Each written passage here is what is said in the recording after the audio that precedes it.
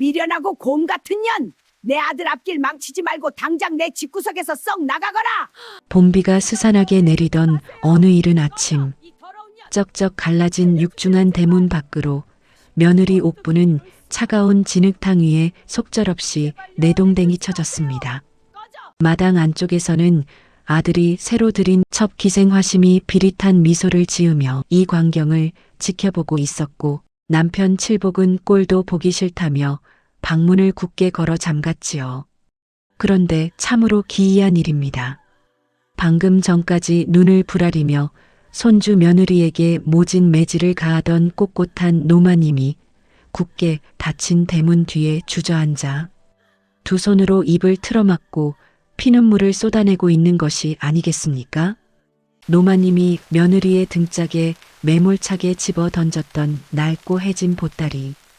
그 안감 깊숙한 곳에는 노마님이 평생 손끝이 갈라지도록 삭바느질을 하며 모아둔 비상금과 빗물에 번질세라 꼼꼼히 여며둔 서찰 한 장이 단단히 꿰매져 있었습니다.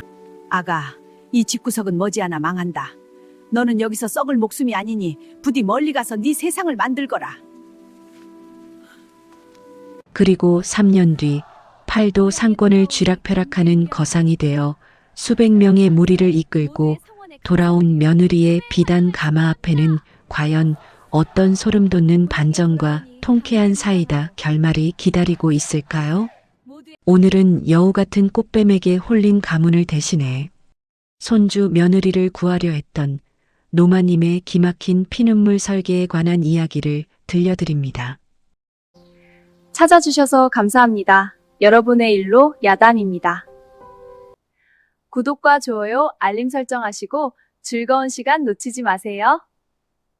참 어디에 계신지 댓글 남겨주시면 그곳으로 복을 배달해 드리겠습니다. 여러분, 오늘 들려드릴 이야기는 조선 팔도를 뒤흔든 한 여인에 관한 이야기입니다. 힘도 세고 머리도 비상하고 배짱도 두둑한 여인이었지요. 하지만 그 여인이 처음부터 천하를 호령하는 대행수였던 것은 아니었습니다. 그 시작은 참으로 초라하고 또 참으로 억울하였습니다.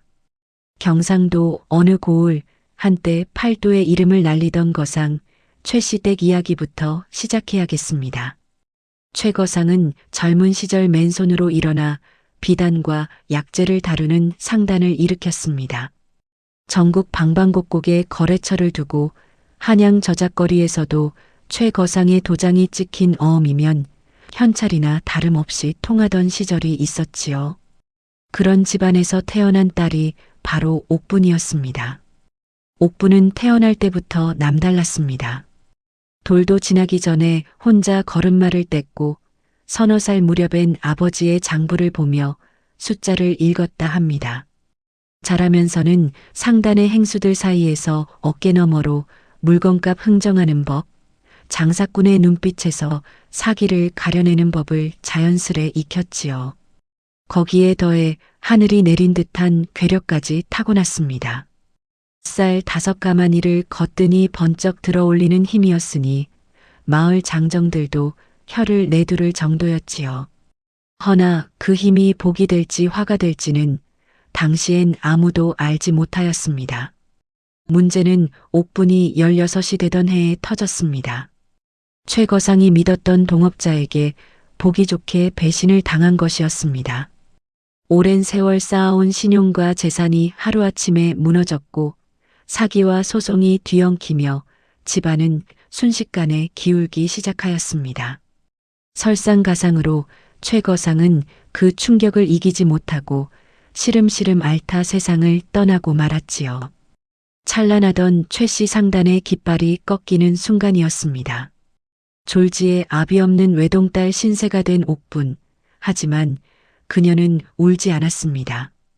아버지의 빈 장부를 가슴에 안고 이를 악물었습니다. 내가 다시 일으키리라. 그 결심 하나로 버텼지요. 그 소문을 가장 먼저 주워들은 것이 바로 인근 고을의 박진사였습니다. 박진사는 지체는 양반이나 실상은 탐욕스럽기 짝이 없는 인물이었습니다. 겉으로는 점잖은 척, 학문 좋아하는 척 꾸며댔지만 그 속내는 온통 재물로 가득 차 있었지요. 그가 아들 칠복이의 혼처를 기꺼이 최 씨 집안으로 정한 것에는 다 이유가 있었습니다. 박 진사가 믿는 소문이 있었거든요. 최 거상이 죽기 전에 재산을 몰래 금괴로 바꾸어 어딘가에 숨겨두었다는 말이었습니다. 저작거리에 은근슬쩍 퍼진 그 소문을 박 진사는 사실로 믿었습니다. 저 딸년 하나 데려다 놓으면 언젠가는 금괴 위치를 불겠지. 그 계산 하나로 혼례를 서둘렀던 것입니다.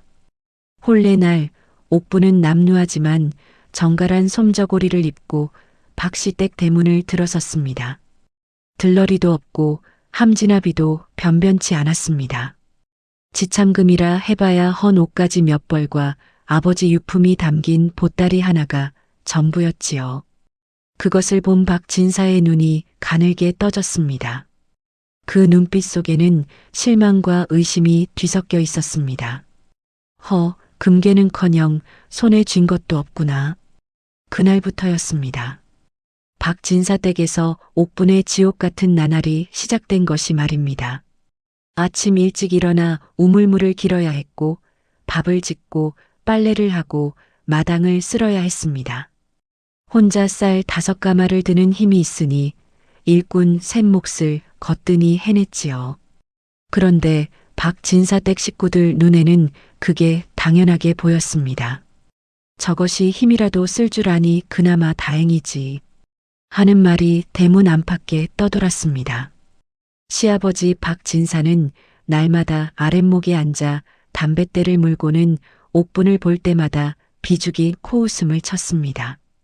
그래서 친정에 숨겨둔 것은 없더냐? 하루가 멀다 하고 그 물음을 던졌습니다.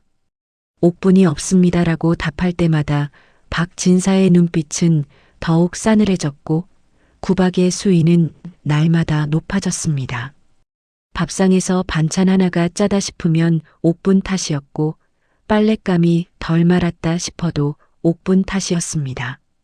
집안에서 무슨 일이 생기든 화살은 언제나 옥분을 향하였습니다. 남편 칠복은 또 어떠하였겠습니까? 칠복은 나이 20이 넘도록 공부도 장사도 농사도 제대로 해본 적이 없는 철없는 사내였습니다.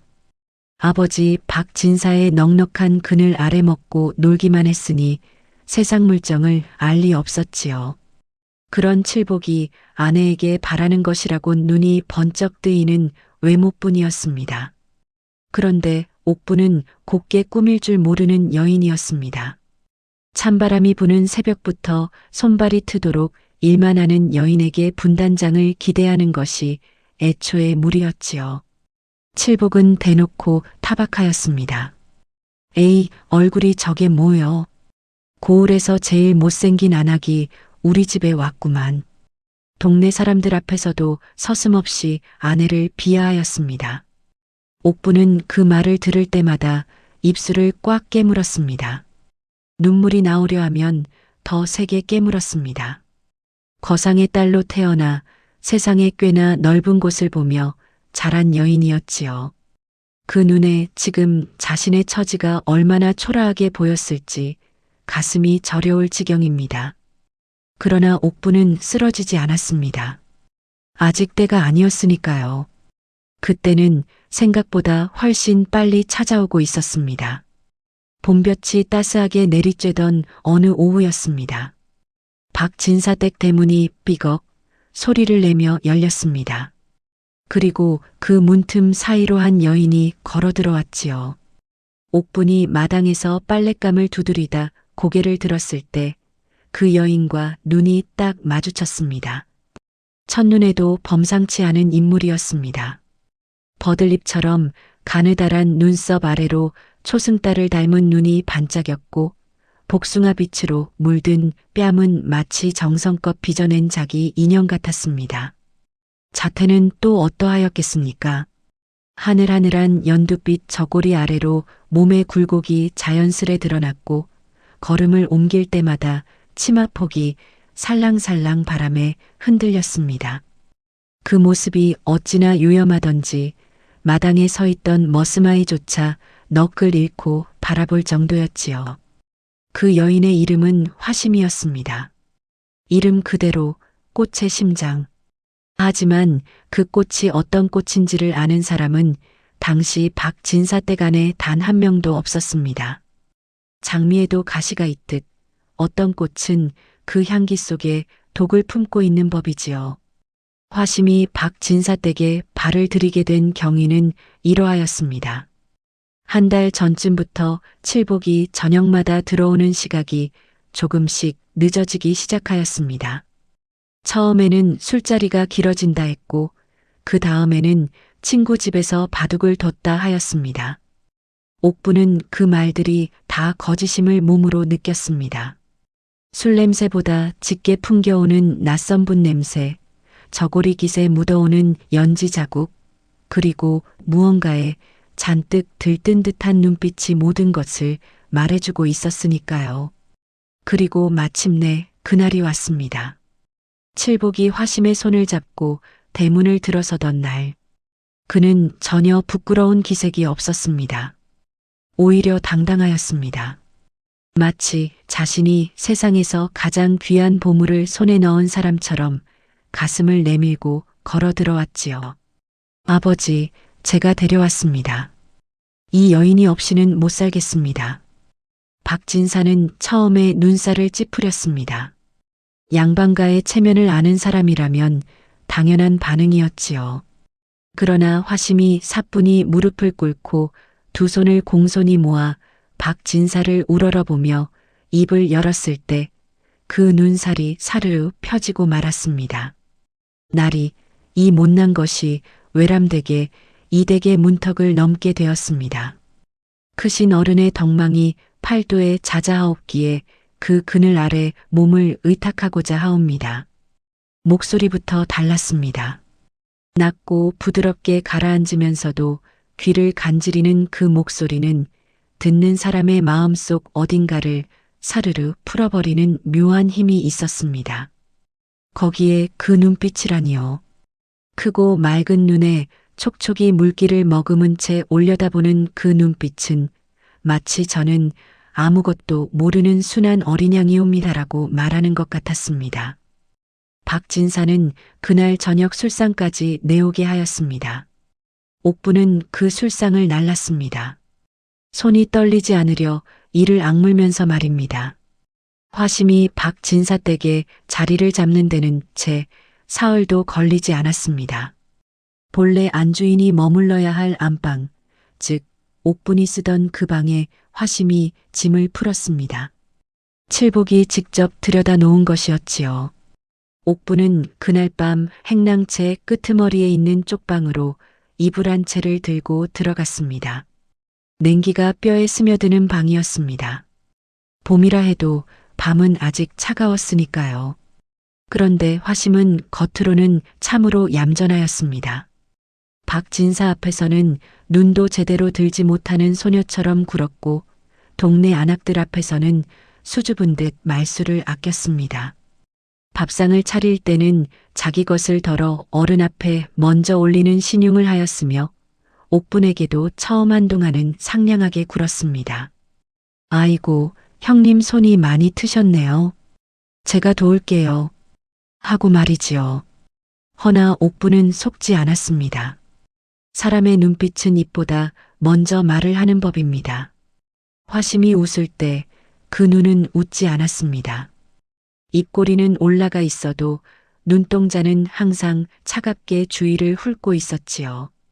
장롱 위를 훑고 마루 아래를 훑고 사랑채와 안채 사이의 공간을 훑었습니다. 마치 사냥감의 위치를 파악하는 맹수의 눈처럼 조용하고 집요하게. 사실 화심은 기생 출신이었습니다. 하지만 그저 웃음을 파는 기생이 아니었습니다.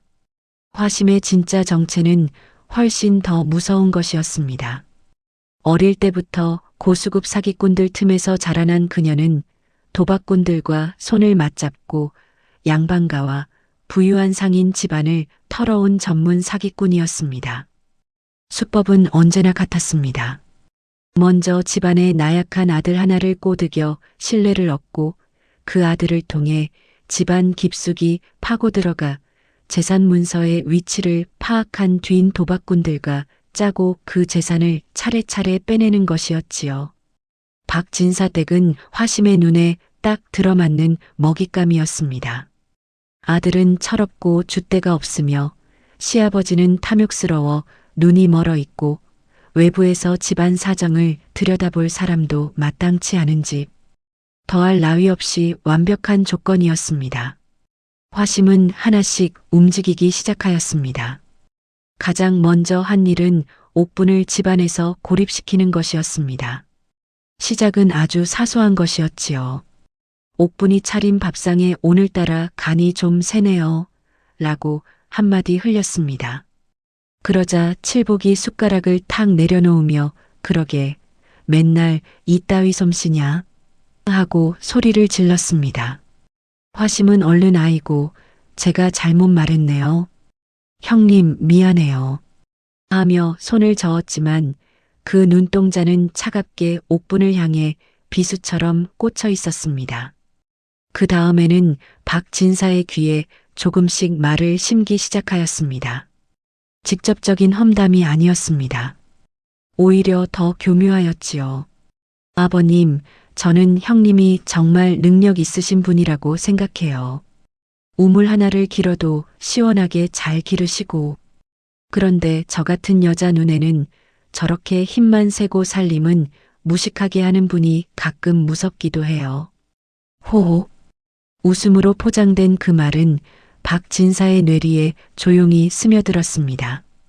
그 뒤로 박진사가 옥분을 바라보는 눈빛에 이전과 다른 무언가가 더해졌습니다. 저것이 우리 집안 사람인가 아니면 그냥 힘만 센 낯선 짐승인가 하는 눈빛이었습니다. 옥분은 그 모든 것을 느끼면서도 조용히 견뎠습니다. 하지만 화심의 진짜 작업은 그 안에서 조용히 진행되고 있었습니다. 집안 곳곳을 드나들며 장롱 안을 슬쩍슬쩍 들여다보고 박진사가 무심코 꺼내는 문서 봉투의 위치를 눈여겨보았습니다. 어느 날 밤에는 칠복에게 칭얼거리듯 물었지요. 서방님, 나 궁금한 게 있는데요. 이 댁 농반 문서는 어디 보관하는 거예요? 혹시 불이라도 나면 어떡하나 걱정이 돼서요. 칠복은 아무 의심 없이 툭 내뱉었습니다. 사랑채 벽장 둘째 칸이지 왜? 화심은 방긋 웃으며 아이고 그럼 안심이네요. 하고 넘겼습니다. 그 순간 독사는 이미 혀를 내밀어 독을 품기 시작하였습니다. 옥부는 쪽방에서 그 밤을 홀로 보내며 천장을 바라보았습니다. 무언가 거대한 파국이 이 집을 향해 천천히 굴러오고 있다는 느낌이 뼛속까지 스며들었습니다. 하지만 아직은 그 공포보다 억울함이 더 컸습니다. 거상의 딸로 태어나 세상의 이치를 꿰뚫어 보던 여인이 이 좁은 쪽방에 갇혀 남이 만들어 놓은 함정이 무너지는 것을 구경만 해야 하는 처지가 된 것이 말입니다. 박진사 댁에는 모두가 잊고 사는 어른이 한 분 계셨습니다. 안채 깊숙한 곳, 볕이 잘 드는 작은 방 하나에 홀로 기거하시는 분이었습니다. 머리는 희끗희끗 눈이 내린 듯 하얗게 새었고 허리는 세월의 무게를 이기지 못해 조금 굽어 있었습니다. 하지만 그 굽은 허리 위에 얹힌 얼굴만큼은 달랐습니다. 깊게 팬 주름 사이로 번뜩이는 눈빛이 마치 오래 묵은 고목나무 속에 담긴 옹이처럼 단단하고 날카로웠습니다. 박진사의 어머니, 온 집안이 그저 노마님이라 부르는 어른이었습니다. 노마님은 젊은 시절 혹독한 가난 속에서 박진사를 키워냈습니다. 남편이 일찍 세상을 뜬 뒤 혼자서 두 자식을 건사하며 살아온 세월이 좋기 수십 년이었지요. 그 세월 동안 노마님이 만난 사람이 얼마나 많았겠습니까? 선한 사람도 악한 사람도 겉은 번지르르 하지만 속은 썩어 문드러진 사람도 그 모든 사람들을 맨몸으로 상대하며 살아남은 분이었습니다. 그래서였습니다. 노마님의 눈은 보통 사람의 눈이 아니었습니다. 화심이 이 집에 들어온 첫날, 노마님은 방문을 살짝 열고 마당을 내다보았습니다. 화심이 박진사 앞에서 무릎을 꿇고 목소리를 낮게 깔며 아양을 떠는 그 순간을 노마님은 조용히 지켜보았습니다. 아무 말도 없이, 아무 표정도 없이. 그런데 그날 밤 노마님은 좀처럼 잠을 이루지 못하였습니다. 화심의 눈빛이 머릿속에서 지워지지 않았기 때문이었습니다. 입은 웃고 있었는데 눈은 웃지 않았습니다. 그 눈이 집안 구석구석을 훑는 방식이 손님의 눈이 아니라 침입자의 눈이었습니다. 무언가를 찾는 눈, 무언가를 노리는 눈이었습니다. 수십 년을 세상 풍파 속에 살아온 노마님이 그 눈빛 하나를 놓칠 리 없었습니다. 저것은 보통 계집이 아니다. 노마님은 천장을 바라보며 긴 밤을 새웠습니다. 이튿날부터 노마님은 조용히 관찰하기 시작하였습니다. 일부러 방문을 열어두고 마루에 나와 볕을 쬐는 척하며 화심의 일거수일투족을 눈에 담았습니다. 화심이 어느 방 앞에서 발걸음을 늦추는지, 누구와 눈을 마주칠 때 어떤 표정을 짓는지, 그리고 아무도 보지 않는다고 생각할 때 어떤 얼굴을 하는지를. 사흘째 되던 날 오후 노마님은 결정적인 장면을 목격하였습니다. 화심이 사랑채 쪽을 힐끔 바라보다가 사람이 없다 싶자 재빠르게 벽장 쪽으로 몸을 기울이는 것이었습니다. 손이 벽장 문 쪽으로 향하다가 인기척을 느꼈는지 얼른 거두었지요. 그리고 아무 일도 없었다는 듯 다시 얌전한 표정을 지었습니다. 그 전환이 어찌나 빠르던지 웬만한 사람이라면 그냥 지나쳤을 것입니다. 하지만 노마님은 그 0.5초를 놓치지 않았습니다. 노마님의 가슴 속에서 무언가가 쿵 하고 내려앉았습니다. 그것은 두려움이기도 하였고 분노이기도 하였으며 동시에 오랜 직감이 들어맞는 쓸쓸한 확신이기도 하였습니다. 그렇구나. 저것이 노리는 것은 땅 문서다. 노마님은 그 길로 아들 박진사를 찾아갔습니다. 무릎이 시려도 꼿꼿이 허리를 세우고 지팡이를 짚으며 사랑채 문을 두드렸습니다. 박진사는 담뱃대를 물고 한가로이 앉아 있다가 어머니를 보자 자리에서 일어났지요. 어머니, 무슨 일이십니까? 노마님은 단도직입적으로 말하였습니다. 칠복이 데려온 그 계집, 당장 내보내거라.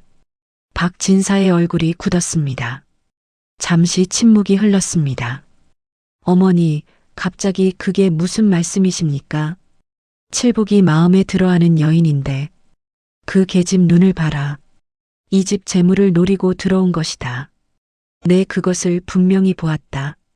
박진사의 눈에 슬쩍 불쾌함이 스쳤습니다.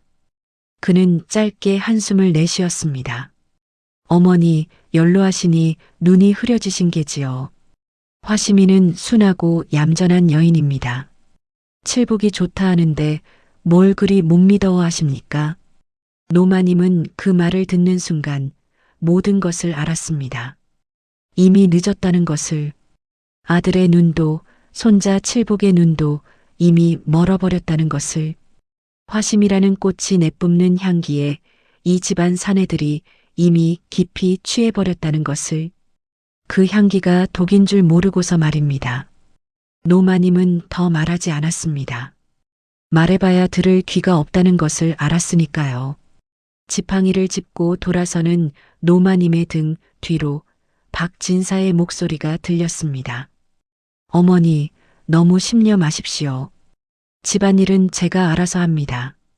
그 말이 노마님의 귀에는 이 집은 이제 끝났다는 말로 들렸습니다. 방으로 돌아온 노마님은 한참을 창밖을 바라보았습니다. 바람에 흔들리는 마당의 감나무 가지가 눈에 들어왔습니다. 아직 꽃도 피지 않은 앙상한 가지였지요. 그 가지 끝에서 참새 한 마리가 잠시 앉았다가 후드득 날아올랐습니다. 노마님의 눈이 천천히 감겼다 열렸습니다. 그리고 그 눈 안에서 어떤 결심이 굳어지고 있었습니다. 이 집구석은 곧 망한다. 그것은 이제 막을 수 없다. 하지만 노마님의 시선이 마당 끄트머리 행랑채 쪽방을 향하였습니다. 그 쪽방에서 물동이를 이고 뚜벅뚜벅 걸어 나오는 옥분의 뒷모습이 보였습니다. 찬바람 속에 머리카락이 흩날리고 발등이 다 터 있어도 굳건하게 내딛는 그 발걸음. 구박을 받아도 허리 한번 굽히지 않는 그 등줄기. 노마님의 눈이 잠시 뜨거워졌습니다. 저 아이는 달라. 저 아이는 이 집에서 썩을 사람이 아니다. 거상의 딸. 사기를 당하고 몰락한 집안에서 태어났지만 그 눈빛 속에는 아직 꺾이지 않은 무언가가 살아 있었습니다. 노마님은 평생 수많은 사람을 보아왔지만 저런 눈빛을 가진 사람이 끝내 쓰러지는 것은 한 번도 보지 못하였습니다. 살려야 한다. 저 아이만이라도 살려내야 한다. 결심은 그렇게 조용히 그리고 단단하게 내려졌습니다. 노마님은 그날 밤부터 움직이기 시작하였습니다. 아무도 모르게, 아무도 눈치채지 못하게 오래된 반지꼴이 깊숙한 곳에서 무언가를 꺼냈습니다. 평생 모은 비상금과 오래전 최거상과 거래를 트며 받아두었던 명단 하나였습니다. 노마님도 젊은 시절 장사를 해본 적이 있었거든요. 그때 알게 된 인맥들이었습니다. 손이 떨렸습니다. 눈도 침침하였습니다. 하지만 붓을 들었습니다. 한자 한자 정성을 다해 편지를 써내려갔습니다. 그 편지가 나중에 옥분의 손에 들어가게 되리라는 것을 화심은 꿈에도 몰랐습니다. 박진사도 칠복도 알지 못하였습니다. 오직 노마님만이 알고 있었지요. 그리고 그 편지가 한 여인의 운명을 완전히 바꾸어 놓게 될 터였습니다.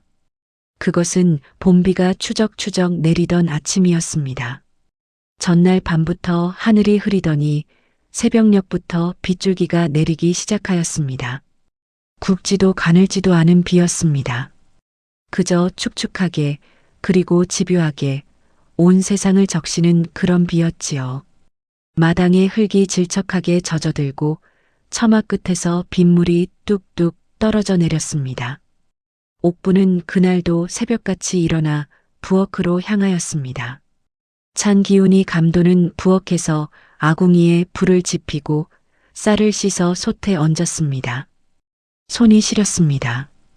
빗속에 길어온 물이 얼음장처럼 차가웠으니까요. 하지만 옥부는 개의치 않았습니다. 이미 몸이 고된 것쯤은 오래전에 익숙해져 있었습니다. 밥이 뜸을 들이는 동안 옥부는 부엌 한켠에 쪼그려 앉아 불씨를 바라보았습니다. 아궁이 속에서 장작이 탁탁 소리를 내며 타들어갔습니다. 그 붉은 불빛이 옥분의 얼굴을 환하게 물들였지요. 그 얼굴에는 지침도 눈물도 없었습니다. 그저 고요하였습니다. 폭풍 전야의 바다처럼. 그때였습니다. 옥분아.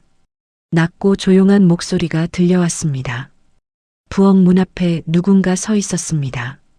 옥분이 고개를 드는 순간 노마님이 지팡이를 짚고 서 계셨습니다.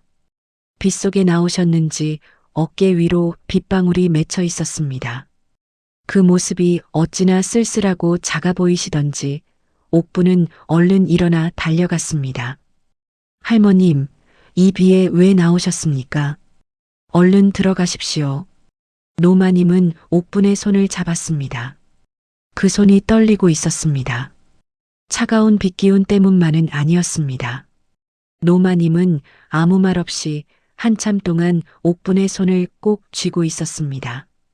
옥분은 그 손의 떨림을 느끼며 무언가 이상하다는 것을 직감하였습니다. 노마님은 평생 이 집에서 자신에게 다정하게 대해준 유일한 어른이었습니다. 아니, 솔직히 말하자면 이 집 전체를 통틀어 옥분을 사람으로 대해준 유일한 존재였지요. 할머님, 왜 그러십니까? 노마님이 천천히 고개를 들었습니다. 그 눈 속에 무언가가 담겨 있었습니다. 결연함과 슬픔이 뒤섞인 말로는 표현하기 어려운 그 무엇이었습니다. 옥분아, 내 말 잘 들어라. 오늘 일어날 일에 대해 미리 말해둘 것이 있다. 그리고 2시간 후 박진사댁 마당이 발칵 뒤집혔습니다. 노마님이 갑자기 안방문을 박차고 나오셨습니다. 지팡이는 어디에 두셨는지 맨손으로 마당으로 나서시는데 그 걸음이 노인이라고는 믿기 어려울 만큼 빠르고 단호하였습니다. 그리고 마루에서 빨래를 개고 있던 옥분을 향해 손가락을 고추 세우셨습니다. 2년, 일이 나오지 못하겠느냐?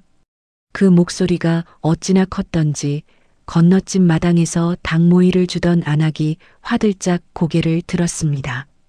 담 너머로 구경꾼들이 하나둘 모여들기 시작하였습니다. 옥분은 자리에서 일어나 마당으로 내려섰습니다. 할머님, 왜 그러십니까? 그 목소리는 담담하였습니다. 그러나 손이 살짝 떨렸습니다. 부엌에서 들었던 노마님의 말이 귓속에 아직 생생하게 남아 있었으니까요. 노마님은 마당으로 성큼성큼 걸어 나와 옥분의 멱살을 거머쥐었습니다. 그 손아귀 힘이 놀라웠습니다. 그리고 그 입에서 터져나온 말은 옥분을 알고 있는 누가 들어도 귀를 의심할 말이었습니다. 이 곰 같은 년, 내 아들 길을 죽이고 집안 망신이나 시키고 내년이 이 집에 들어온 날부터 하는 짓이 뭐냐? 쌀독은 쌀독대로 비우고 일은 일대로 못하고 시아버지 앞에서 얼굴도 못 들게 창피를 주더니 담 너머에 모여든 이웃들이 웅성거렸습니다. 안채 문 사이로 화심이 슬며시 고개를 내밀었습니다. 그 눈에 희미한 미소가 스쳤습니다. 노마님은 멈추지 않았습니다. 오히려 더 목소리를 높였습니다. 이 못난 년아, 꺼지거라. 당장 이 대문 밖으로 나가거라. 내년 같은 것은 우리 집 며느리 자격이 없다. 그리고 손에 들린 헌 보따리 하나를 옥분의 가슴에 던졌습니다. 탁 소리가 났습니다. 그 소리가 마당에 울렸습니다.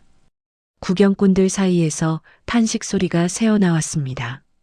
박진사가 사랑채 문을 열고 나왔지만 어머니가 이미 일을 벌이고 있는 것을 보고는 그냥 팔짱을 낀 채 서 있었습니다.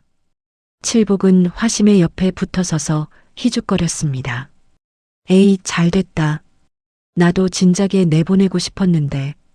옥분은 보따리를 두 손으로 받아 가슴에 안았습니다. 고개를 들어 노마님을 바라보았습니다. 노마님의 눈에서 무언가가 번득였습니다. 분노가 아니었습니다. 오히려 그 반대였습니다. 담 너머 구경꾼들은 그것을 보지 못하였습니다. 화심도 칠복도 박진사도 보지 못하였습니다. 오직 옥분만이 보았습니다. 그 눈 속에 담긴 것을. 가거라. 어서 가거라. 제발. 옥분은 입술을 꼭 깨물었습니다. 눈물이 차오르는 것을 느꼈습니다. 하지만 그 눈물은 억울함의 눈물이 아니었습니다. 설명하기 어려운 뜨겁고 먹먹한 무언가였습니다. 이 여인이 자신을 위해 악인이 되기로 결심하였다는 것을 옥분은 이미 부엌에서 들었으니까요. 이 집은 곧 망한다. 나는 이미 늙었고 이 집을 막을 힘이 없다. 하지만 너는 달라. 너는 여기서 나가야 한다. 내가 너를 쫓아낼 것이니 너는 그냥 쫓겨나거라. 그래야 저 화심이 의심하지 않는다. 그래야 내가 산다. 옥분은 고개를 한번 숙였습니다. 그리고 몸을 돌렸습니다. 대문을 향해 걷기 시작하였습니다. 빗속에 보따리 하나를 가슴에 안고 아무 말 없이 등 뒤로 화심의 낮은 웃음소리가 들려왔습니다. 칠복의 빈정대는 목소리도 들렸습니다. 잘 가라, 못생긴 것아. 박진사는 아무 말도 하지 않았습니다. 대문을 막 나서려던 순간이었습니다. 옥분아. 노마님의 목소리가 등 뒤에서 날아왔습니다. 아까와는 전혀 다른 목소리였습니다. 낮고 떨리고 갈라진 목소리였습니다. 그러나 담 너머 구경꾼들은 그냥 늙은 시어머니가 마지막으로 욕이나 한마디 더 보태려는 줄 알았겠지요. 하지만 그 말은 욕이 아니었습니다. 그 보따리 잘 챙겨라. 딱 그 한마디였습니다. 옥부는 멈추지 않았습니다. 대문을 나섰습니다. 빗속으로 걸어 들어갔습니다.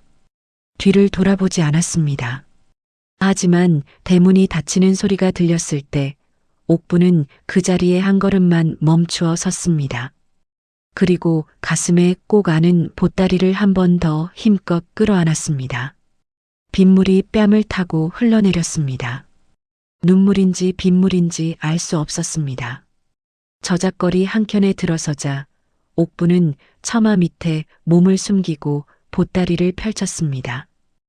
헌 옷가지 몇 장 아래 삼배 안감이 꿰매어진 자리가 있었습니다.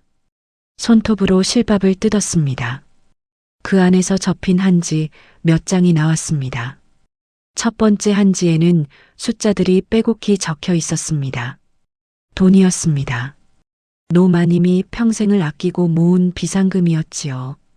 당장 열흘을 먹고 살기에도 모자랄 것 같았지만 아무것도 없는 것과는 하늘과 땅 차이였습니다.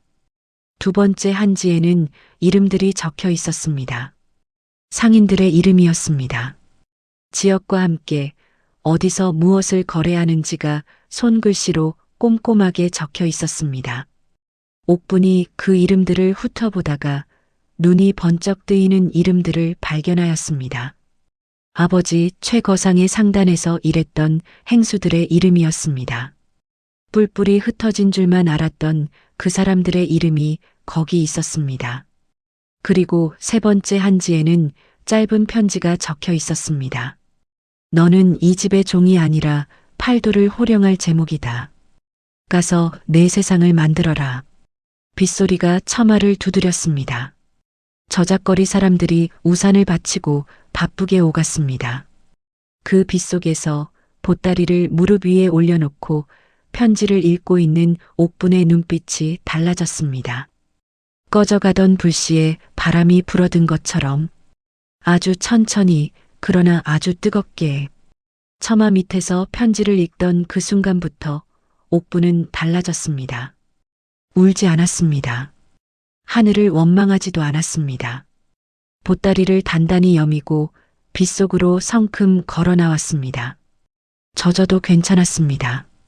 추워도 괜찮았습니다. 이제 갈 곳이 생겼으니까요. 해야 할 일이 생겼으니까요. 그것만으로도 온몸에 피가 돌기 시작하는 느낌이었습니다. 옥분이 가장 먼저 찾아간 것은 노마님의 명단에 적힌 이름 중 가장 가까운 고을에 있는 상인이었습니다. 전주 장터에서 약재를 다루는 봉다리 행수였지요.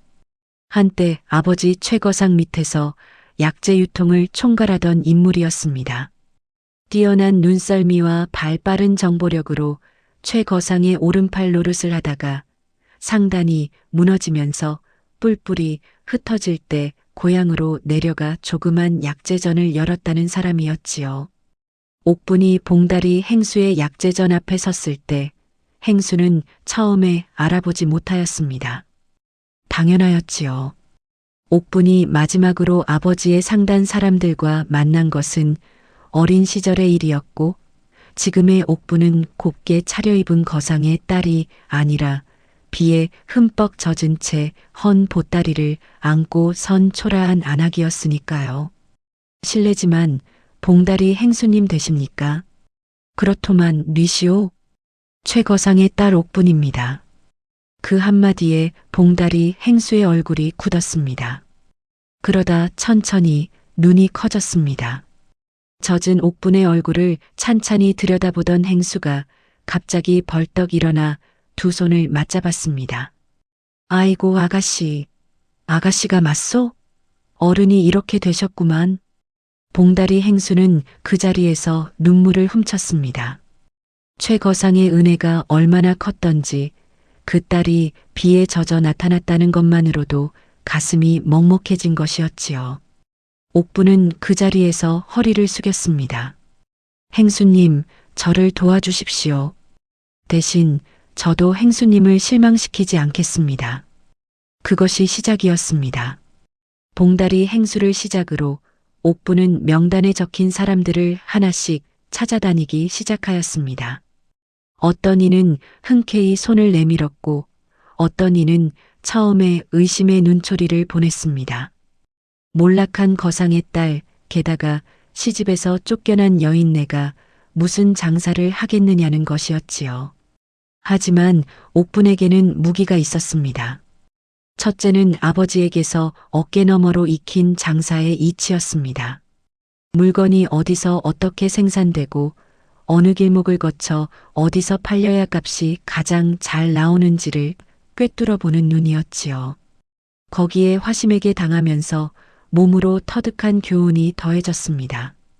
사기꾼은 어떤 눈빛을 하고 있는지, 어떤 말투로 접근하는지, 어디서 빈틈을 노리는지를 이미 뼛속 깊이 새겨두었으니까요. 그 이후로 옥부는 어떤 거래에서도 절대 허술한 구석을 보이지 않았습니다. 계약서 한 장, 도장 하나도 허투루 찍지 않았습니다. 말 한마디도 글로 남겼습니다. 둘째는 타고난 괴력이었습니다. 처음에는 그 힘이 그저 신기한 구경거리 취급을 받았습니다. 장터에서 짐꾼들이 끙끙대며 들지 못하는 짐짝을 옥분이 거뜬히 들어 올리면 주변 사람들이 웃으며 손뼉을 쳤지요. 하지만 옥분은 그 힘을 구경거리로 낭비하지 않았습니다. 짐을 직접 지고 산길을 올랐습니다. 수레가 들어가지 못하는 산속 지름길을 발로 직접 걸어다니며 새로운 물류 경로를 개척하였습니다. 사람 하나 겨우 지나갈 듯한 험한 산길에 옥분이 짐을 이고 들어서면 그 뒤를 보부상들이 따랐습니다. 옥분이 앞장서 길을 뚫으면 그 길이 새로운 지름길이 되었습니다. 기존 상단들이 사흘이 걸리던 고갯길을 옥분의 상단은 하루 반 만에 넘었습니다. 물건이 빨리 움직이면 값이 올라가는 법이지요. 신선한 약재가 빠른 길로 이동하여 도착지에서 최상의 상태로 팔리기 시작하자 옥분의 이름이 장터에서 장터로 퍼져나가기 시작하였습니다. 그런데 세상이 어디 순탄하게만 풀리겠습니까? 옥분의 상단이 조금씩 이름을 알리기 시작하자 기존의 물류를 장악하고 있던 큰 상단들이 움직이기 시작하였습니다. 여기저기서 방해가 들어왔지요. 거래처에 먼저 찾아가 옥분의 험담을 퍼뜨리는가 하면 짐꾼들을 매수하여 물건을 엉뚱한 곳에 내려놓게 하기도 하였습니다. 심지어 어느 장터에서는 깡패를 풀어 옥분의 보부상들을 위협하기도 하였지요. 그 순간들이 옥분을 시험하였습니다. 약한 사람이었다면 무너졌을 것입니다. 보통 여인이었다면 겁을 먹었을 것입니다. 하지만 옥분은 달랐습니다. 박진사 댁에서 구박을 받던 시절에 이미 감당하기 어려운 모욕과 억울함을 버텨온 여인이었습니다. 그에 비하면 장터 깡패 몇이 무섭겠습니까? 깡패들이 몰려와 보부상들을 둘러쌌던 그날 일은 두고두고 전설처럼 회자되었습니다. 우두머리 깡패가 으름장을 놓으며 옥분 앞에 섰습니다. 이 장터에서 장사하려면 우리한테 통행세를 내야 해. 그게 여기 법도야. 덩치가 산만한 사내가 팔뚝을 걷어붙이며 위협하였지요. 옥분은 그 사내를 위아래로 훑어보았습니다. 그리고 아무 말 없이 옆에 세워둔 짐짝으로 걸어갔습니다. 쌀이 가득 든 가마니 2개를 두 손으로 집어들었습니다. 그리고 천천히 그 깡패 앞으로 걸어와 그 가마니들을 깡패의 발치에 내려놓았습니다. 쿵 하는 소리가 땅을 울렸습니다. 통행세는 이걸로 대신하지요. 깡패의 얼굴이 굳었습니다. 주위 보부상들이 숨을 죽였습니다. 그리고 옥분이 덧붙였습니다. 다음에 또 이 장터에서 우리 상단 사람들을 건드리면 내가 직접 찾아가겠습니다. 그 말이 끝나고 옥분이 몸을 돌려 걸어가는 뒷모습을 보며 깡패 무리는 아무 말도 하지 못하였습니다. 그 눈빛 하나가 주먹 10개보다 더 무거웠으니까요. 그 이후로는 아무도 옥분의 상단에 손을 대지 않았습니다. 그렇게 한 해가 지나고 또 한 해가 지났습니다. 상단은 조금씩 그러나 분명하게 커져갔습니다. 봉다리 행수를 시작으로 모인 옛 상단 사람들이 하나둘 돌아왔고 거기에 새로운 얼굴들이 더해졌습니다. 옥분의 일하는 방식을 보고 반한 젊은 상인들이었지요. 계약은 철저하되 신의를 지키고 이익은 공정하게 나누고 힘이 필요한 순간에는 앞장서서 짐을 지는 행수를 따르지 않을 사람이 어디 있겠습니까? 그리고 3년이 지난 어느 가을 옥분은 마침내 조선 팔도에서 가장 귀한 비단과 약재를 독점하는 대행수의 자리에 올랐습니다. 한양에서 제주까지, 평안도에서 경상도까지 옥분의 도장이 찍힌 계약서가 통하지 않는 장터가 없었습니다. 수백 명의 보부상이 옥분의 깃발 아래 움직였습니다. 가장 빠른 길, 가장 신선한 물건, 가장 정직한 거래. 그것이 옥분 상단의 원칙이었고 그 원칙이 조선 팔도의 물류를 바꾸어 놓았습니다. 장터에서 사람들은 옥분을 이렇게 불렀습니다. 비단길 대행수 혹은 그냥 옥분 마님이라고. 한때 쪽방에서 찬바람을 견디며 눈물을 삼키던 여인이 이제는 팔도의 물길을 손바닥 위에 올려놓고 움직이는 자리에 서게 된 것이었습니다. 그러나 옥분은 화려한 자리에 앉아서도 한 번도 잊지 않은 것이 있었습니다. 전주 장터에서 내리던 그 봄비, 처마 밑에서 떨리는 손으로 편지를 읽던 그 순간, 그리고 빗속에서 들려오던 늙은 목소리 하나. 그 보따리 잘 챙겨라. 눈이 침침해지고 허리가 더 굽어졌을 그 어른이 지금 어떻게 지내고 계실지. 옥분은 그 생각이 들 때마다 걸음을 멈추고 고향 쪽 하늘을 한번 바라보았습니다. 아직 때가 되지 않았습니다. 하지만 그때가 머지 않았다는 것을 옥분은 알고 있었습니다. 옥분이 대문을 나선 그날 이후 박진사 댁에는 봄볕이 드는 듯 하였습니다. 화심은 안방에 완전히 자리를 잡았습니다.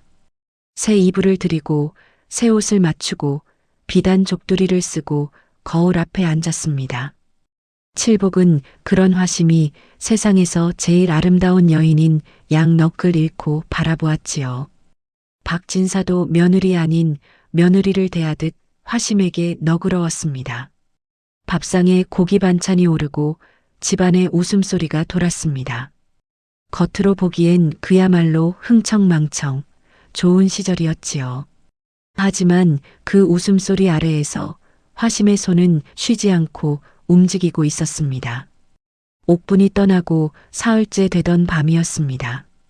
화심은 칠복이 술에 잔뜩 취해 코를 골며 잠든 것을 확인하고는 조용히 몸을 일으켰습니다. 발소리도 없이 사랑채로 건너가 벽장 앞에 섰습니다. 손이 벽장 문을 열었습니다. 둘째 칸, 칠복이 아무 생각 없이 불어준 그 자리에 묵직한 문서 봉투가 얌전히 놓여 있었습니다. 화심의 입꼬리가 올라갔습니다. 봉투를 꺼내 천천히 펼쳤습니다. 박진사 댁이 소유한 논밭 문서, 집 문서, 그리고 한양 쪽 전당포에 맡겨둔 금부치 목록까지 꼼꼼하게 훑어본 화심은 봉투를 다시 제자리에 놓았습니다. 그리고 아무 일도 없었다는 듯 안방으로 돌아와 눈을 감았습니다. 이미 머릿속으로는 치밀한 계획이 돌아가고 있었으니까요. 화심의 작전은 단계적이었습니다. 급하게 서두르지 않았습니다. 그것이 화심이 여러 양반가를 털어온 경험에서 터득한 가장 중요한 원칙이었지요. 욕심을 급하게 드러내는 순간 들키는 법입니다. 천천히 아주 자연스럽게 마치 집안에서 원래 일어나던 일인 것처럼 재산을 빼내야 하였습니다.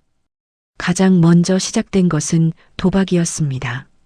어느 날 저녁 화심의 소개로 손님 2명이 박진사 댁을 찾아왔습니다. 겉으로는 멀리서 온 선비 행세를 하였지만 실은 화심의 오랜 패거리였지요. 이름만 들어도 알만한 장터 도박꾼들이었습니다. 그들은 처음에는 아주 작은 판을 벌였습니다. 엽전 몇 잎을 걸고 가볍게 즐기는 놀이처럼 시작하였지요. 칠복은 금방 눈이 돌아갔습니다. 원래 철없는 사내란 이런 법입니다. 처음 두어 판은 일부러 칠복이 이기게 하였습니다. 손에 돈이 들어오는 그 짜릿한 맛을 한번 보여준 것이지요. 칠복은 그날 저녁 신이 나서 화심에게 이야기하였습니다. 내가 노름판에서 재주가 있는 것 같아. 저 선비들이 나한테 꼼짝도 못하더라고. 화심은 방긋 웃으며 등을 다독였습니다. 호호, 서방님은 뭘 해도 잘하시는 분이니까요. 그 다음 판부터 칠복은 조금씩 잃기 시작하였습니다. 잃으면 만회하고 싶고 만회하려다 더 잃는 법이지요. 칠복은 방에서 돈을 가져왔습니다. 그것도 모자라자 아버지 박진사에게 손을 벌렸습니다. 박진사도 처음에는 나무랐지만 화심이 아버님, 서방님이 이번 한 번만 도우시면 크게 딸 수 있다고 하셔요. 라며 귀에 대고 속삭이자 주머니를 열었습니다. 그리고 어느새 판이 커졌습니다. 방 안에서 시작된 도박이 사랑채로 옮겨갔고 사랑채의 판이 밤새 이어지기 시작하였습니다.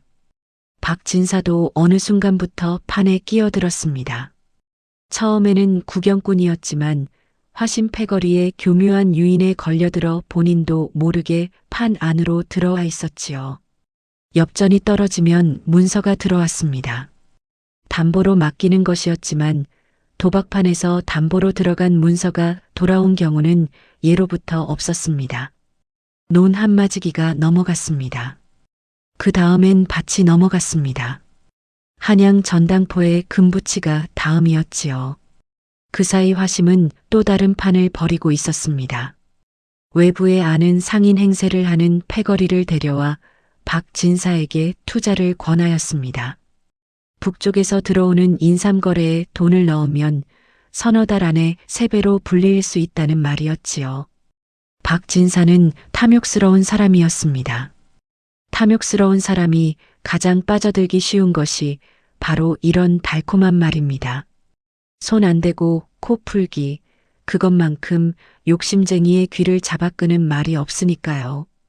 박진사는 집문서를 담보로 잡히고 목돈을 내놓았습니다. 물론 인삼거래는 처음부터 존재하지 않았습니다. 돈은 화심의 손을 거쳐 그날 밤 사라졌습니다. 그렇게 계절이 한번 바뀌는 동안 박진사 댁의 재산은 마른 땅이 빗물을 빨아들이듯 소리도 없이 증발하였습니다. 논도 밭도 집문서도 금부치도 하나하나씩 그러나 쉼없이. 그리고 마침내 화심이 마지막 패를 꺼낼 준비를 하던 어느 겨울 새벽이었습니다. 화심이 배가 불러온다는 말을 꺼낸 것도 그 즈음이었습니다. 칠복의 아이를 가졌다는 것이었지요. 칠복은 덩실덩실 기뻐하였고 박진사도 마침내 손자를 볼 수 있다며 흐뭇한 표정을 지었습니다. 집안에 남은 것이 없어 바짝 졸아든 마음에 그나마 작은 위안이 생긴 셈이었지요.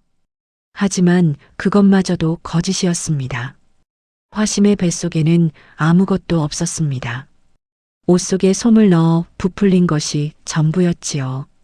이미 화심이 빼낼 수 있는 것은 다 빼낸 뒤였습니다. 남은 것이라곤 빈 벽장과 텅 빈 뒤주, 그리고 아무 값어치도 없는 먼지 쌓인 가구들 뿐이었습니다. 화심이 야반도주를 택한 것은 눈이 펑펑 쏟아지던 어느 밤이었습니다. 이른 새벽 칠복이 옆에서 코를 골며 자는 사이 화심은 미리 챙겨둔 보따리를 들고 뒷문으로 빠져나갔습니다. 눈 위에 발자국조차 남기지 않으려는 듯 살금살금, 그러나 재빠르게 움직였지요. 뒷문을 나서기 전 화심은 방바닥에 쪽지 한 장을 남겼습니다. 쪽지에는 딱 한 줄이 적혀 있었습니다. 아이는 없소. 수고하셨소. 그것이 전부였습니다. 이튿날 아침 칠복이 눈을 뜨고 화심이 사라진 것을 알았을 때 처음에는 이해를 하지 못하였습니다. 밖에 나갔겠거니 하였지요. 그런데 방 안을 둘러보니 화심의 짐이 하나도 없었습니다. 장롱 안에 걸려있던 옷가지도, 화장대 위에 기름 단지도, 패물함도 모두 사라진 뒤였습니다. 쪽지를 본 칠복의 얼굴이 하얗게 질렸습니다. 박 진사에게 달려가 사실을 알렸을 때 박 진사는 허탈하게 웃었습니다. 그리고 그 웃음이 채 끝나기도 전에 사랑채 벽장으로 달려갔습니다. 문을 열었습니다. 텅 비어 있었습니다. 논밭 문서도 집 문서도 아무것도 없었습니다. 이미 도박판에서 투자 사기에서 모두 빠져나간 지 오래된 자리였지요. 박진사는 그 자리에 주저앉았습니다. 한참 동안 아무 말도 하지 않았습니다. 그러더니 갑자기 입이 비뚤어지고 손이 떨리기 시작하였습니다. 뇌졸중이었습니다. 충격이 너무 컸던 것이었지요. 박진사는 그 자리에서 쓰러졌고 이후로 다시는 말을 하지 못하였습니다. 칠복은 아버지가 쓰러지고 의원을 불렀지만 의원비를 낼 돈도 없었습니다. 집안을 뒤졌으나 나오는 것이 없었습니다. 이웃의 손을 벌렸으나 이미 박진사 댁의 사정을 아는 사람들은 고개를 돌렸지요. 한때 양반이랍시고 거드름을 피우던 집안이 하루아침에 빈털터리가 된 것을 보며 동네 사람들은 혀를 찼습니다. 그러게 복덩이를 발로 차더니 쫓아낸 며느리가 진짜 금이었는데. 그 말들이 찬 겨울 바람을 타고 박진사댁 대문 안으로 스며들었지만 들을 귀가 있는 사람은 이미 없었습니다. 칠복은 집을 지키려 하였지만 빚쟁이들이 몰려왔습니다. 도박판의 빚, 사기꾼들이 남긴 명목상의 빚이 한꺼번에 청구되었습니다. 집마저 넘어갔습니다. 칠복은 말 그대로 대문 밖으로 쫓겨났지요. 거들먹거리며 못생긴 거사라고 소리쳤던 그 대문 밖으로 말입니다. 그 뒤 칠복의 행방은 처량하기 그지없었습니다. 장터를 떠돌며 허드렛 일을 구걸하였지만 일 한 번 제대로 해본 적 없는 사람이 할 수 있는 일이 있을 리 없었습니다. 한겨울 장터에서 남이 먹다 남긴 국밥 그릇을 기웃거리는 신세가 되었습니다. 허름한 누더기를 걸치고 때가 낀 손으로 밥그릇을 들이밀며 좀 주시오 하는 칠복을 알아보는 사람은 없었습니다. 아니, 알아보고도 모른 척하였겠지요. 그 모든 일이 벌어지는 동안 노마님은 홀로 남겨졌습니다. 집이 넘어가기 전 가까스로 이웃집 행랑채 한 칸을 얻어 기거하게 되었습니다. 지팡이에 의지하여 하루하루를 보내는 노마님의 눈이 날이 갈수록 흐려졌습니다. 찬바람이 벽 틈새로 스며드는 작은 방에서 노마님은 가끔 혼자 중얼거렸습니다. 옥분아, 잘 있느냐? 그 목소리를 들어주는 사람은 아무도 없었습니다. 하지만 그 말은 허공으로 사라지지 않았습니다.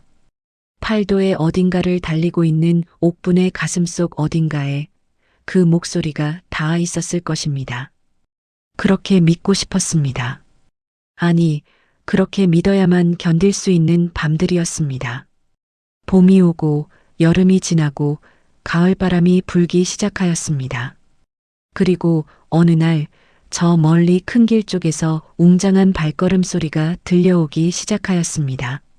수백 명의 발소리가 땅을 울리는 소리였습니다. 그 소리는 점점 가까워졌습니다. 마을 사람들이 하나둘 대문을 열고 고개를 내밀었습니다. 그 소리는 처음에 아주 멀리서 들려왔습니다. 둥, 둥, 둥. 북소리였습니다. 장터에서 듣는 그런 가벼운 북소리가 아니었습니다. 땅이 울리고 가슴속까지 진동이 전해지는 묵직하고 장엄한 북소리였지요. 그 북소리에 맞추어 발걸음 소리가 들려왔습니다. 하나, 둘이 아니었습니다. 수십, 수백 개의 발이 땅을 밟는 소리였습니다. 그 소리가 큰 길을 타고 마을 어귀까지 울려 퍼지기 시작하자 사람들이 하나둘 문을 열고 나왔습니다. 뭐여? 저게 뭐여? 행차가 오는 것이요? 무슨 행차가 저리 크냐? 마을 어귀에 먼저 모습을 드러낸 것은 깃발이었습니다. 비단으로 만든 붉고 흰 깃발들이 가을바람에 펄럭이며 나타났습니다. 그 깃발 아래로 단단한 체격의 호위 무사들이 두 줄로 늘어서 걸어왔습니다. 허리에 칼을 차고 눈빛은 앞을 향해 곧게 고정되어 있었습니다. 그 뒤를 따라 보부상 행렬이 끝이 보이지 않을 만큼 길게 이어졌습니다. 저마다 지게에 짐을 지거나 수레를 끌며 군더더기 없이 질서정연하게 움직였지요. 동네 사람들이 길 양편으로 물러섰습니다. 저절로 길이 열렸습니다. 그리고 그 행렬의 한가운데 비단으로 장식된 가마 하나가 나타났습니다. 가마는 4명의 건장한 사내가 메고 있었습니다. 화려하되 요란하지 않았습니다.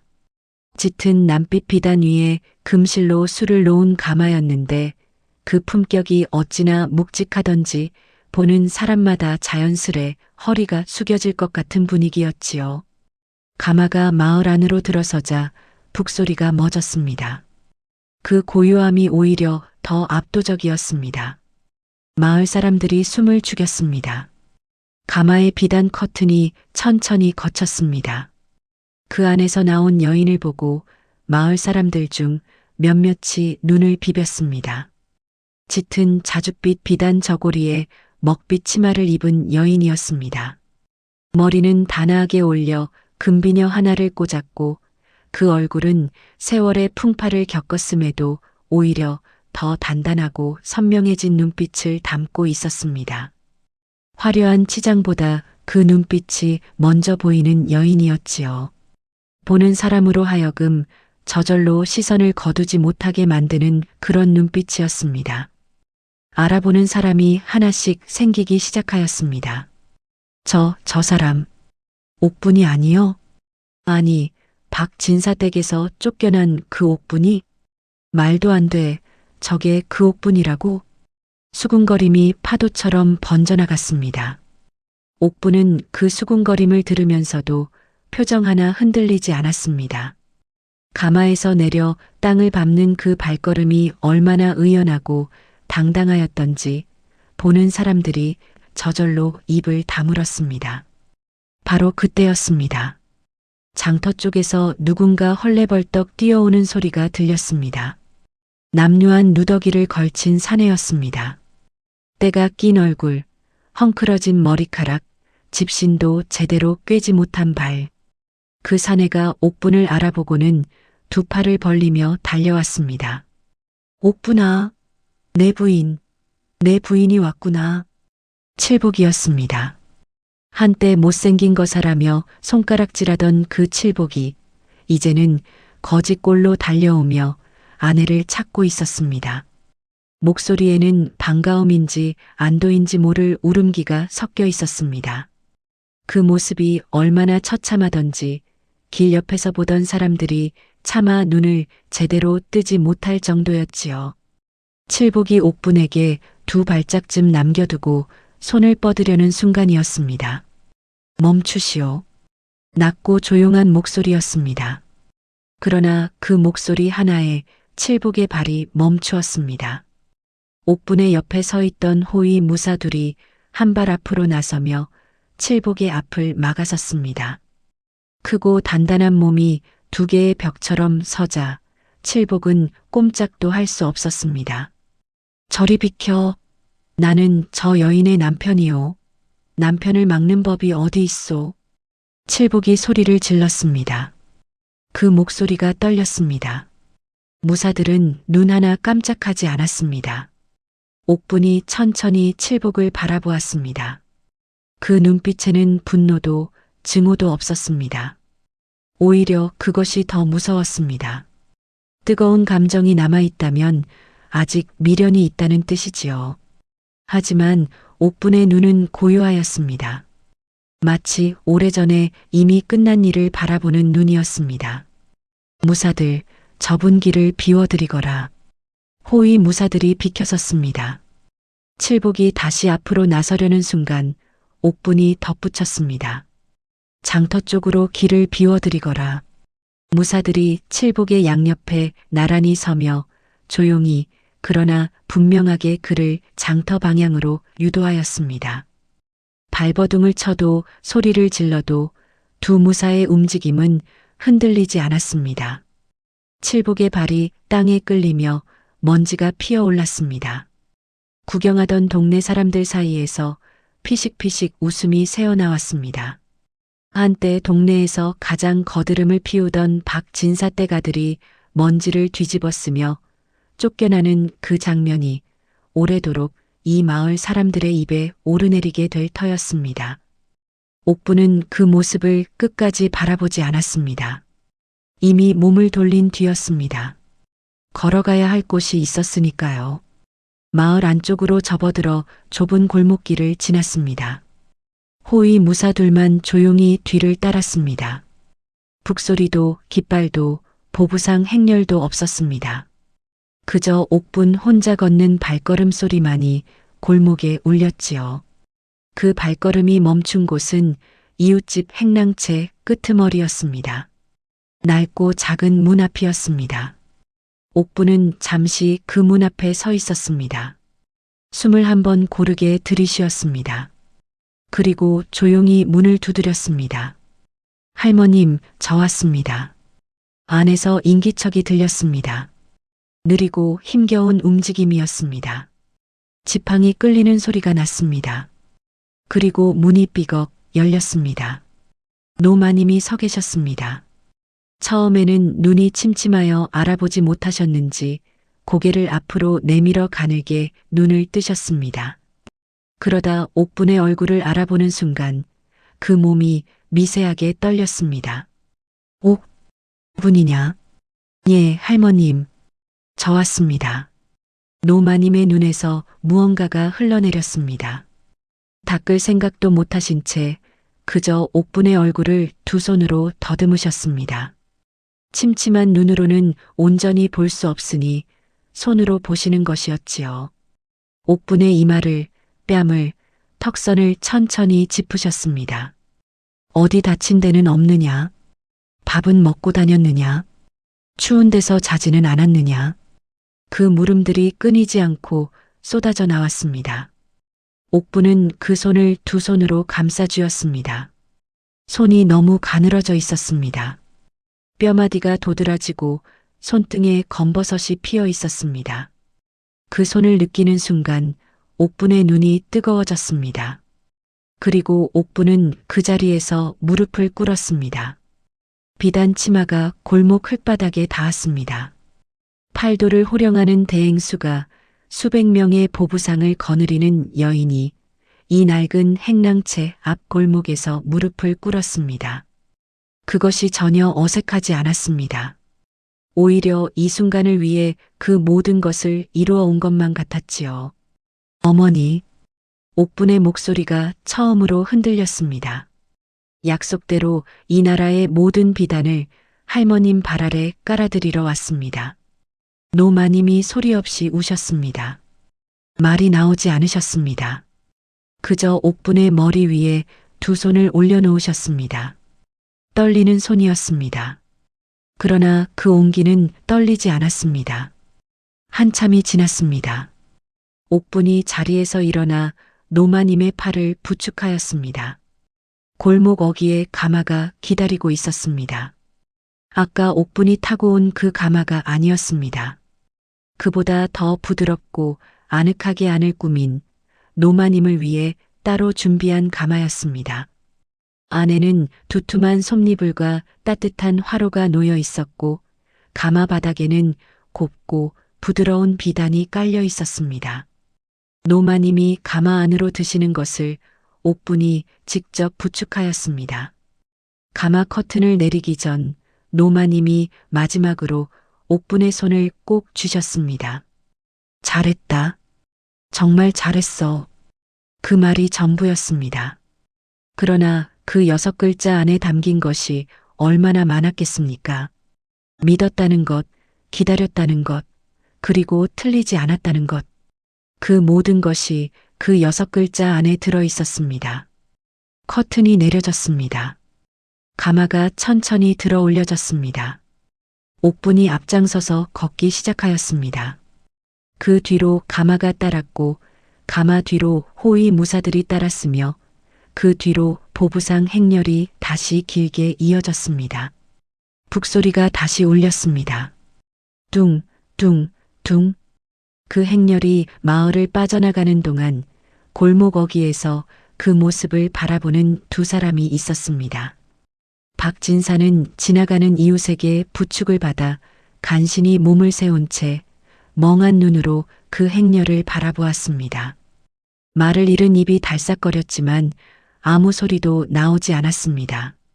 그 눈에서 무언가가 흘러내렸는지는 아무도 확인하지 않았습니다. 칠복은 장터 모퉁이에 쭈그리고 앉아 행렬이 지나가는 것을 바라보았습니다. 국밥집에서 얻어온 식은 국물이 담긴 사발을 손에 들고 그 찬 국물을 마시며 눈앞의 광경을 보았습니다. 비단 깃발이 펄럭이고 수백 명의 발이 땅을 올리고 그 한가운데 당당하게 걸어가는 옥분의 뒷모습이 보였습니다. 칠복의 입에서 소리가 새어나왔습니다. 처음에는 무슨 소리인지 알 수 없었습니다. 그러다 점점 커지더니 마침내 그것이 통곡 소리라는 것이 분명해졌습니다. 장터 사람들이 돌아보았습니다. 하지만 아무도 다가가지 않았습니다. 그 울음소리는 행렬이 큰 길로 접어들어 시야에서 사라질 때까지 이어졌습니다. 그리고 행렬이 완전히 사라지고 난 뒤에도 그 북소리의 여운은 한동안 마을 안에 맴돌았습니다. 훗날 사람들은 이 이야기를 이렇게 전하였습니다.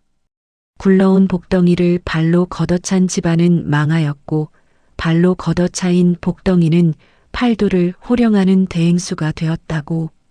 그리고 그 모든 것의 시작에는 악인 행세를 하며 며느리를 살려낸 한 늙은 시어머니의 결단이 있었다고. 권선징악이란 거창한 곳에 있는 것이 아니었습니다. 바로 이런 이야기 속에 있었지요. 세상이 알아주지 않아도 스스로를 잃지 않았던 여인, 옥분. 그녀의 비단 치마 자락이 지나간 자리에는 오래도록 향기가 남았다고 전해집니다. 끝까지 시청해 주셔서 감사합니다. 구독과 좋아요, 그리고 알림 설정은 이야기 제작에 큰 힘이 됩니다.